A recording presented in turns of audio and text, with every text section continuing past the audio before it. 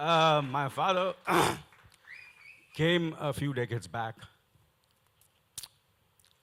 to this Mumbai film industry, and he saw success. He saw a lot of disappointments, but that gave me strength. Me and my brother. So I want to thank my father, my mother who's here, my brother, all both my brothers. And of course, I don't want to say much about myself. It's a very joyous moment for me today. It's great pride that today my son Harsh Vardhan Kapoor, is over here. All I can say is, beta ho to aisa, magar I just want to say, मेरी बात नहीं सुनता. He, he just doesn't listen to me at all. And I know people are very, very apprehensive about Star Sons, but I can assure you, Harsh, and all of you, Star children who are, they don't have to be apprehensive, especially Harsh, because whatever he's done today, he's done it on his own. He's got this film on his own. Absolutely. And he believes he's different, but don't expect anything like me from him. Absolutely, I'm telling you. And that's what his strength is. And I just want to thank, that Rakesh Om Prakash Mehra spotted him, groomed him, and the entire team, have made him Mirzia today. And I can see Mirzia on screen today. I just want to say that all of you over here, friends from the media, my colleagues, my family, Javed Saab, Gulzar Saab, Diler Saab, Shankar, absolutely phenomenal talents, and all of you all have given me so much of support and love. मेरा हक बनता है. The entire family has given blood, sweat to this business, never compromised, never made no scams, never made money, just made enough money, but gave everything to this show business, to this film industry. So whatever love and affection you all have given me for so many years, I want you all to give it to my son.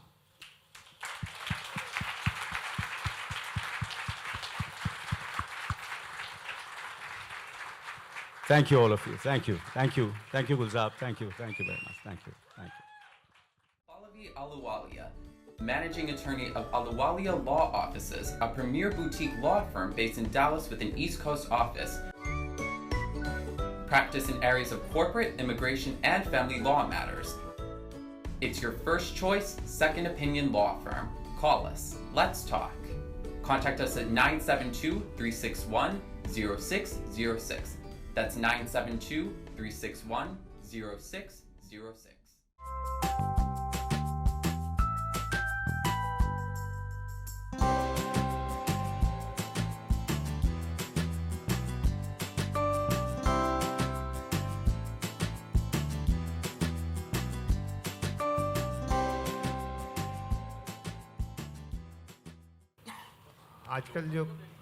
आजकल का जो cinema है और उसका जो grammar है, मैं आपको थोड़ा विस्तार में बता दूं अगर 2 मिनट हैं तो. जी. क्या है, कैमरा फोटोग्राफी से आया है, एक्टिंग थिएटर से आया है, राइटिंग तो राइटिंग से है, संगीत की दुनिया से है, classical, folk and all that. एक एडिटिंग ही ऐसा आर्ट फॉर्म है सिनेमा जो सिर्फ सिनेमा की वजह से आया. ये सिर्फ 100 साल पुराना है और ये दिस इज़ द मोस्ट कहते हैं ना the baby art form in the world of art, in the world of cinema. हम सब मिलके बनाते हैं, कोलैबोरेटिव आर्ट. तो एडिटिंग अपने साथ एक्सपेरिमेंट कर रहा है.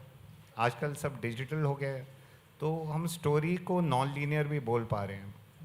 मतलब पहले बिगनिंग से शुरू करते थे, 1 2 3 4 से 10 तक जाते थे, अब 2 से 12, 12 से ये.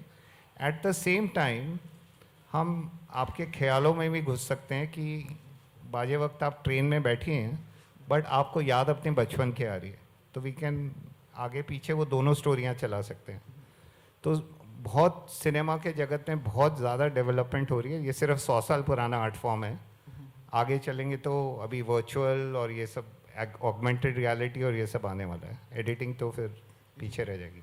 नहीं, लेकिन मेरा सवाल ये है कि दो कहानियाँ और बहुत खूबसूरत कहानियाँ, उन्हें जोड़ते वक्त आपको बहुत खूबसूरत से जो दृश्य आपने या गुलजार साहब ने लिखे होंगे वो काटने पड़ते होंगे, तो उस वक्त आपका अपने से ही एक वो होता होगा, द्वंद्व होता है कि ये चीज़, क्या चीज़ रखूं और क्या चीज़ छोड़ूं, खासतौर पे जब गुलजार जी हो तो। या मतलब इतनी प्यारी स्क्रिप्ट हो, फिर उसको आप सब लोग मेहनत से काम करते हैं और उसको शूटिंग करते हैं और बहुत मटेरियल होता है हमारे पास, और बट एंड में जो कहते हैं कि फिल्म टेबल पे बनती है, एक फिल्म का स्क्रीन प्ले कभी ख़त्म नहीं होता। एक लिखा जाता है, एक शूट किया जाता है, फिर एक्टर्स उसको अपनी तरह से इंटरप्रेट करते हैं, डायरेक्टर अपनी तरह से, म्यूज़िक डायरेक्टर्स अपनी तरह से, कैमरामैन, फिर एडिटर के पास जब वो पहुंचती है बात तो वो अपनी तरीके से इंटरप्रेट करती हैं उन्हें, और फिर वो उस कहानी को वैसे बताते हैं। तो स्क्रीन प्ले बार बार लिखा जाता है, और जब ऑडियंस देखती है, हर एक ऑडियंस का मेंबर उसको अपने हिसाब से इंटरप्रेट करता है। Thank you for your question. Hi, this is on your right, Rakesh ji, Sohail from Glamsham. Congratulations to the entire team and it was a great launch. मेरा सवाल है कि जैसे आपने कहा कि मिर्ज़ा और साहिबा की जो कहानी है पहले की, और आपने आज उनको रिलेट करने की कोशिश की।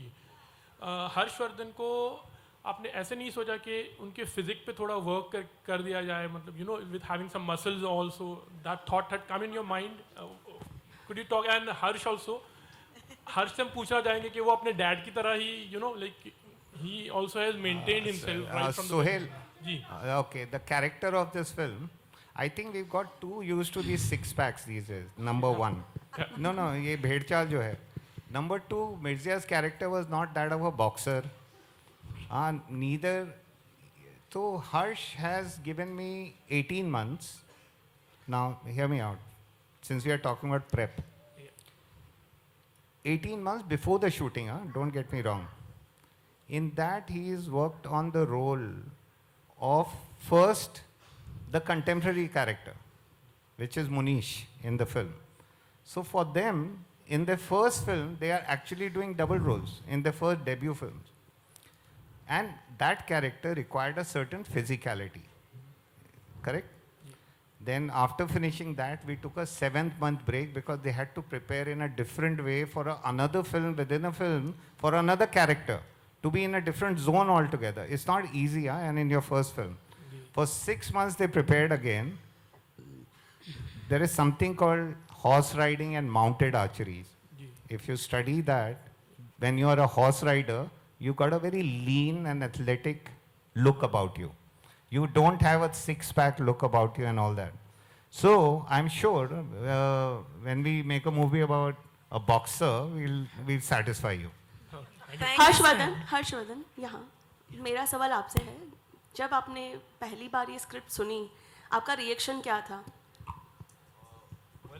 First of all, we actually met in 2008, I think, and we kept meeting every couple of months after that. And at the time, Rakesh sir had mentioned that he was working on the story of Mirza Sahiba, and Gulzar Saab was writing the screenplay.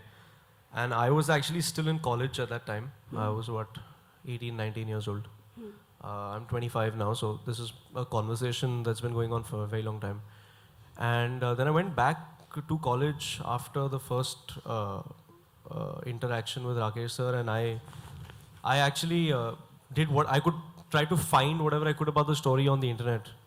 And you know, obviously it's a romantic tragedy, and it's very different from the other romantic tragedies because it's the two lovers themselves that make decisions that eventually determine their destiny.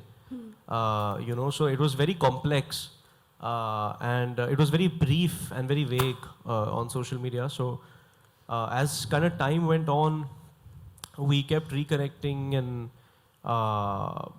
then eventually, I think in June 2013, after talking for like 2 or 3 years, we finally decided that it was the right time to kind of embark on this journey. And until then, I hadn't really heard anything from the script. So then finally I sat with Mehra and then he narrated about 10 or 15 pages because the script was still a work in progress at that time. And just the beauty that which it was kind of written, because you know, it's very rare these days to find scripts that are very poetic and very romantic. And I think for me, you know, I read it when I was 22 and I was reading so many other romantic stories and scripts, but I think that this is the most contemporary romantic film ever. You know, I mean, at least from what I've read, the interpretation of it. You know, so I was completely blown away. It's one of those things that you hear it and you're like, I have to, I'll give anything to be a part of this film. You know, I mean, it's romantic, it's complex. You get to play 2 characters. It's poetic, it's visual, it's musical. So it's like a fever dream. You know, so it's a dream. कितना difficult था आपके लिए इस character को निभाना? तो actually 2 किरदार है, एक है आदिल का और एक है मिर्ज़ा का. तो first we worked on Adil a lot. Actually, we worked on both simultaneously. And when I heard the story, I knew that, you know, the whole film depends on my ability as a rider and an archer.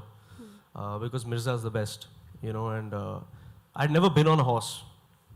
So it sounds very easy, but actually when you start doing it, you know, and then you know the script, so you know how sir is going to shoot it. It's not like other films where, you know, you're cut to your close-up and then you cut to the stunt double. It's not one of those films.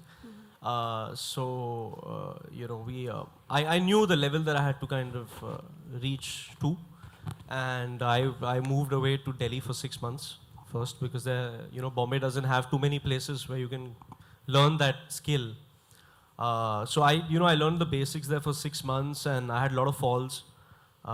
Then I came back, then we continued, and you know, I mean, it's a 20-minute answer. I can't really sum it up for you, but you know, But no, well done. it was basically very difficult.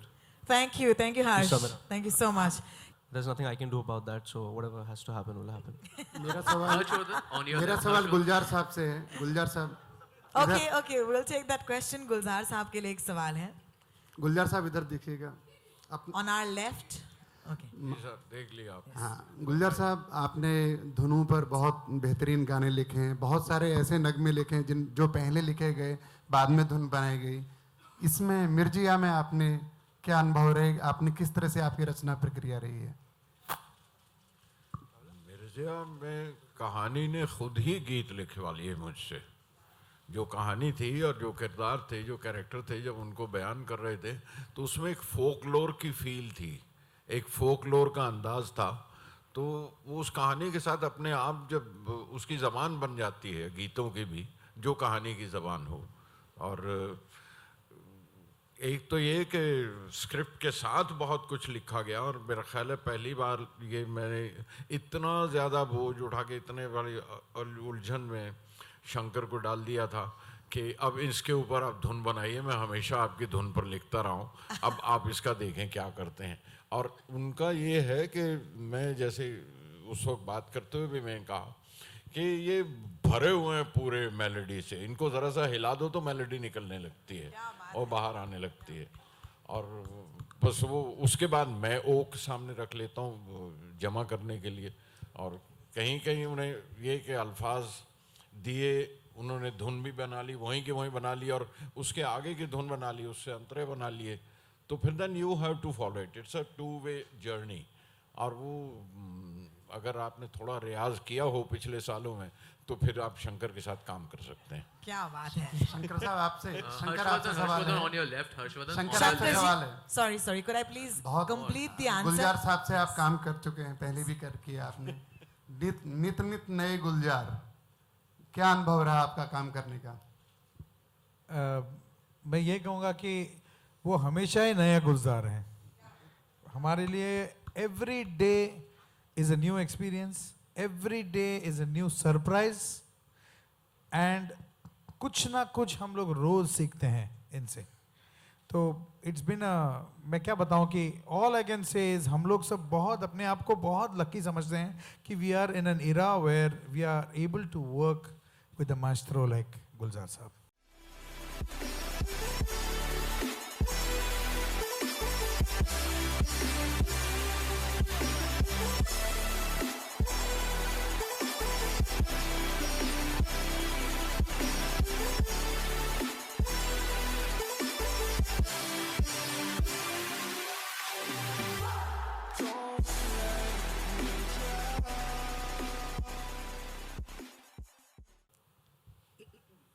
मैं बहुत बहुत शुक्रगुजार हूँ राकेश मेहरा जी का कि जो ये believe रखते हैं, प्यार करते हैं, आवाज़ को पसंद करते हैं.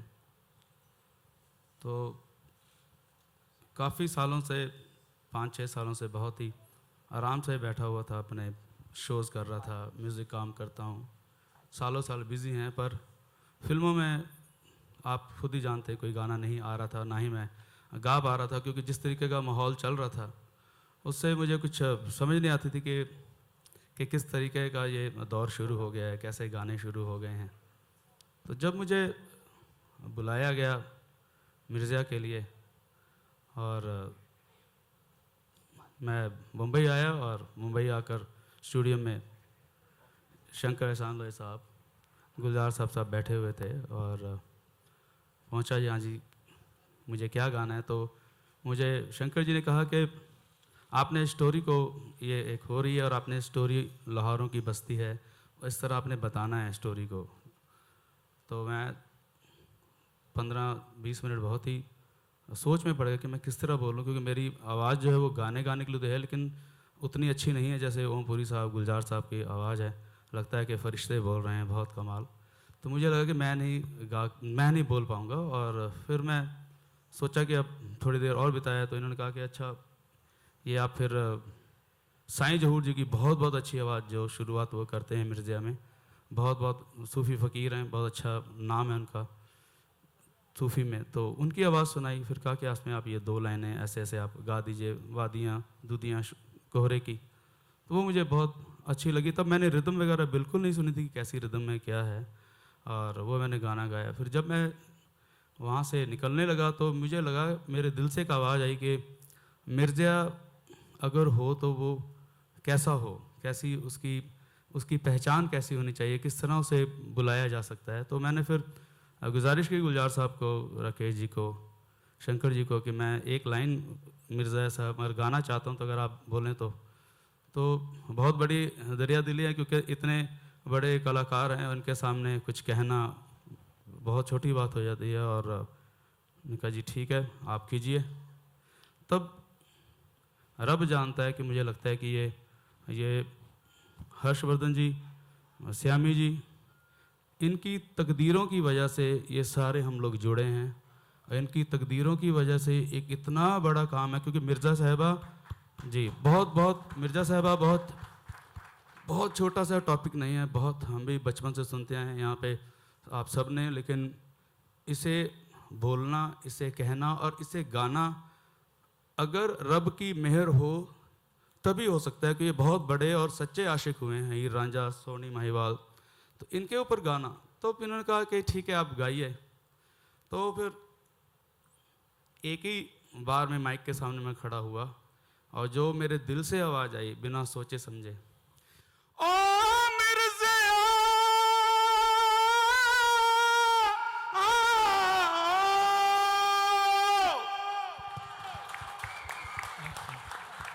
और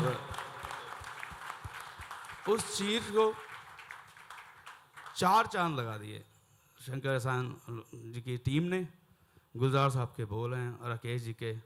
तो मैंने तो बहुत एक ही लाइन छोटी सी गाने की कोशिश की और रब ने गवाई. फिर मैं बहुत बहुत शुक्रगुजार हूँ कि इनकी वजह से आज जो म्यूज़िक इंडस्ट्री का जो एक रुख है, दौर है म्यूज़िक इंडस्ट्री का, म्यूज़िक है वो मिर्ज़ा की वजह से बिल्कुल चेंज हो गया और बहुत साफ़ सुथरा और खूबसूरत प्योर इंडियन. ये जो गाना आप सुनेंगे ये प्योर इंडियन म्यूज़िक है. ये वादियाँ दूदियाँ कोहरे की, ये जो गाना पूरा चल रहा है इसमें कहीं भी आपको वेस्टर्न या कहीं से यहाँ से म्यूज़िक चुराया वहाँ से चुराया बिल्कुल नहीं। एक इंडिया की रूह है, प्योर इंडिया का म्यूज़िक है और पहला म्यूज़िक है। तो मैं बहुत बहुत शुक्रगुजार हूँ आप सबका और मीडिया का भी और जितने भी फैंस हैं जिन्होंने सर आँखों पे बैठा लिया। और हम चाहेंगे कि इसी तरह आप इन दोनों स्टारों को हम सबको ब्लेसिंग दीजिए कि और इसी तरह अच्छे अच्छे काम करते रहें। शुक्रिया, thank you. My favorite man. All right, thank you. On your left, Next. Arsh on your left. This is Simran Singh from Book My Show.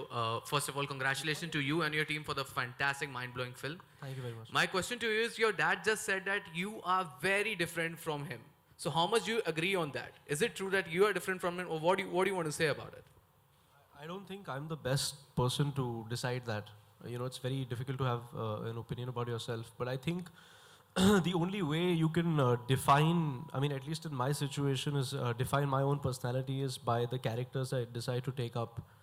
Or actually, I get lucky enough to play, and that is something that will happen over time. So, you know, I think that's a question that will be answered over time.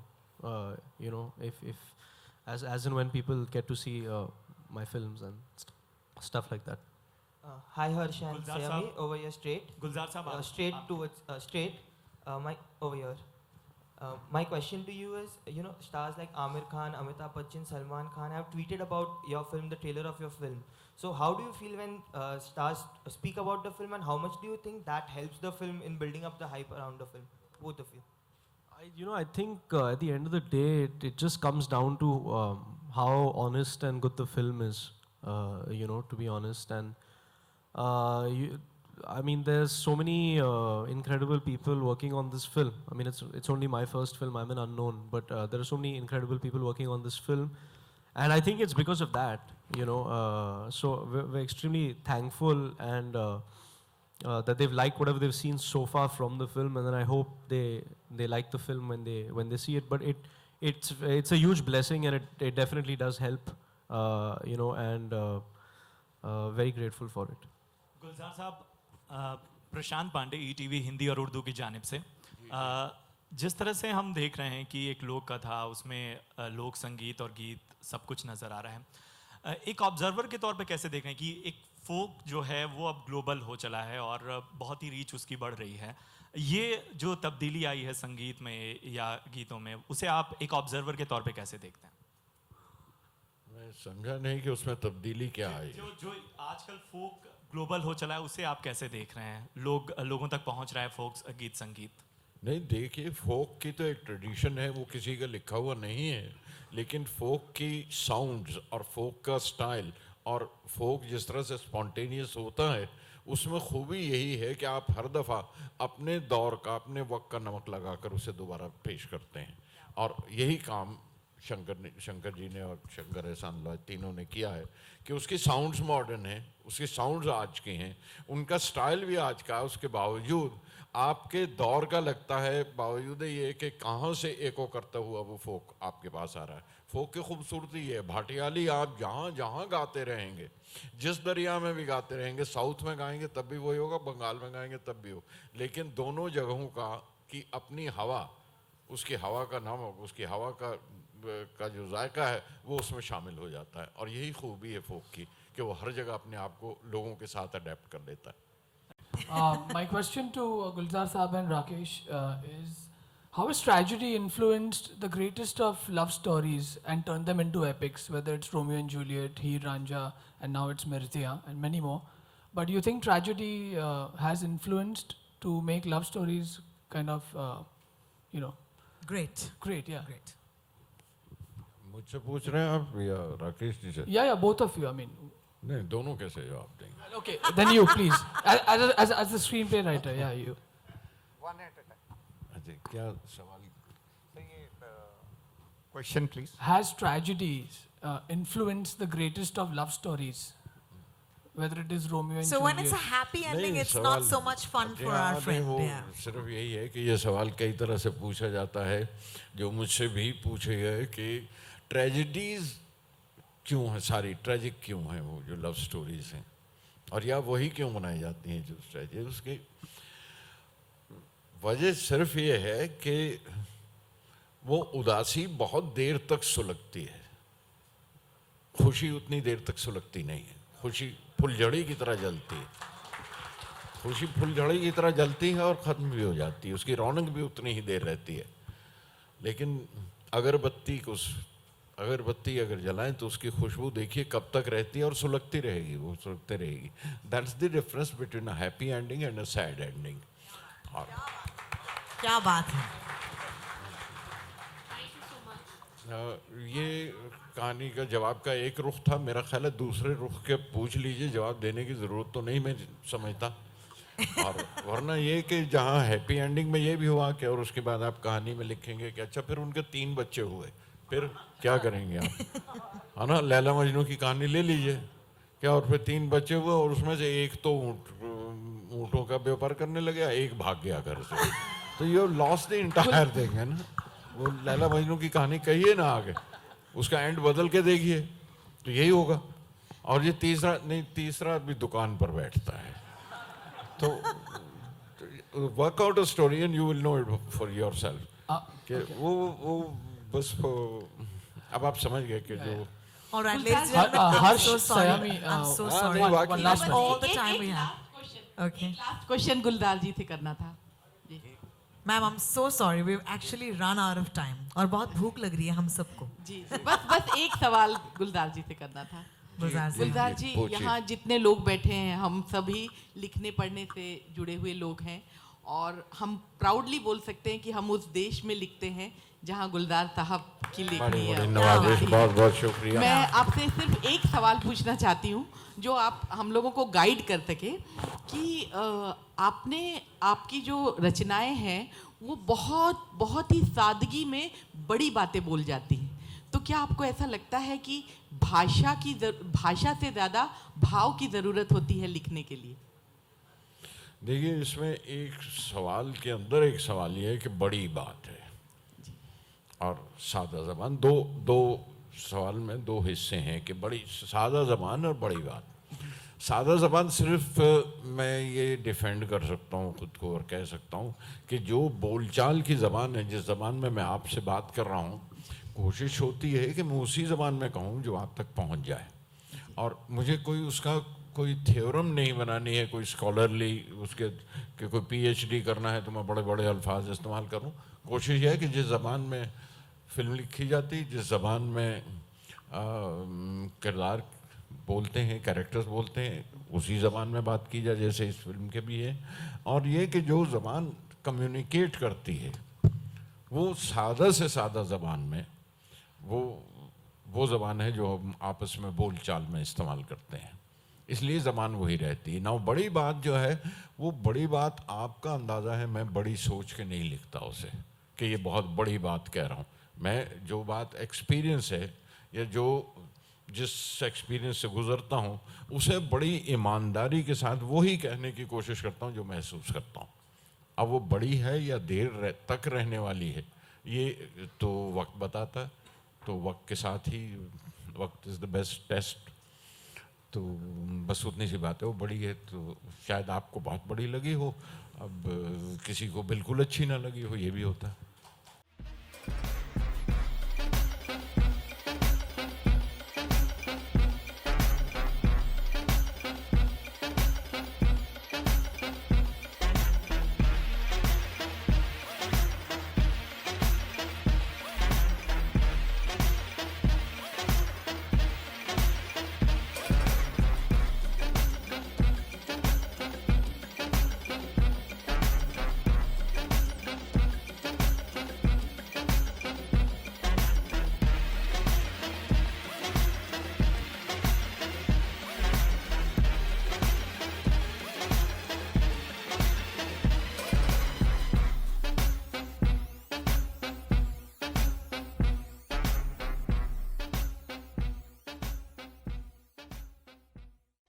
Mother Teresa said, "I alone cannot change the whole world, but I can cast a stone across the rivers to create many ripples." Inspired by Mother Teresa, Sir Edie, and Imran Khan, I have moved to Pakistan to help the needy and deserving of my beloved country, Pakistan. But I cannot do it alone.